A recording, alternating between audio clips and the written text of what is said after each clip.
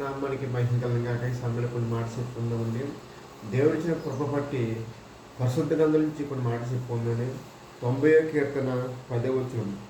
మా ఆయుష్ కాలం 70 సంవత్సరములు, అధిక బలముండి ఎడల 80 సంవత్సరములు. అయినని వాటి వైభవం ఆయుష్మే, దుఃఖమే, అది త్వరగా గతించుకొని మేము ఎగిరిపోదన్నమాట. హల్లెలూయా. ఇక్కడ దావీదు మహారాజు ఎవరు అంటున్నమాట, మా ఆయుష్ 70 సంవత్సరాలు, అయినా అధిక బలవతి 80 సంవత్సరాలు, అది త్వరగా గతించిపోతున్నమాట. హల్లెలూయా.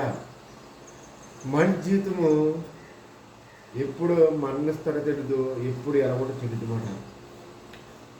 మనిషి జీవితం ఎలా ఉందంటే నీటి బుడగలా ఉంది, అది ఎప్పుడు పగిలిపోతుందో తెలీదు.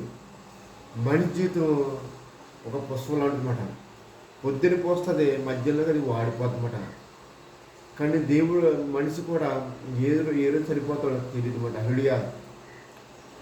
దేవుడు అంటే నువ్వు మరణిస్తావు, సావు తప్పదు, నీకు మరణం తప్పదు.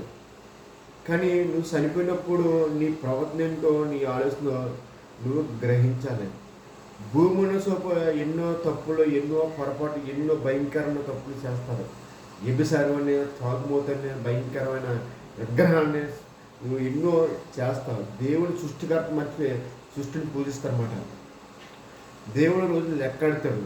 ఈ శరీరం మట్టిలో కలిసిపోతుంది. మా ఆత్మ మట్టిలో కలదన్నమాట. ఆత్మ దేవుడి రాజ్యానికి వెళ్ళాలి. నీ భూమి మీద ఎలా మసులుకున్నావో, ఏ విధంగా చేసావో, ఏ విధంగా ఎన్ని పాపలు దేవుడు లెక్క ఉంది. డబ్బు నీతో రాదు, ధనం నీతో రాదు, ఆస్తి నీతో రాదు, బలం కూడా నీతో రాదు. ఓ రోజు సరిపోతాము, ఆ రోజు అగ్ని ఆరదు, పురుగు సావదు, అటువంటి లోకంలో పడిపోతామట. హల్లెలూయా.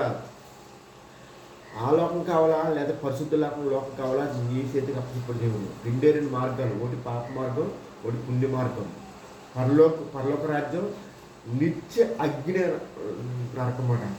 అందులో ఉంటావా, ఇందులో ఉన్నది నీ చేతులు. కానీ ఓ రోజు నువ్వు లెక్క చెప్పాలి. నువ్వు చేసిన ప్రతి పాపానికి, ప్రతి మాటకి, ప్రతి మోసానికి, ప్రతి దానికి నువ్వు రోజు లెక్క చెప్పమాట. హల్లెలూయా. ఈరోజు నువ్వు ఎవరో గమనిస్తలేదు అనుకుంటున్న దేవుడు ప్రతిది కూడా చూసే దేవుడు. ఆయన సమస్తం తెలుసు ఆయనకి. ఎందుకంటే ప్రతి మనిషి హృదయంలో ఆయన వెలుగున దేవుడు కాబట్టి ఆయన తెలిసి ఏనేసి నువ్వు మారుమని పొందు. ఎటువంటి ఘోరమైన పాప అయినా, ఎటువంటి పాప వ్యభిచారం, ఎటువంటి తాగుమోతైనా దేవుడు మారుస్తాడు.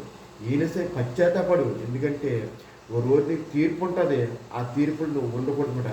అందుకే దేవుడు నిత్య రాజ్యంలో ఉండే దేవుడు తిరుగుమాట. ఈయన పాపని ఏసయ్యా, ఎన్నో తప్పులు, ఎన్నో పొరపాట్లు చేశానని క్షమించమని నువ్వు కన్నీటితో చేసిన దేవుడు ఆలకిస్తాడు. ఆయన కరుణామయుడు, జాలిగల దేవుడు అనమాట. హల్లెలూయా.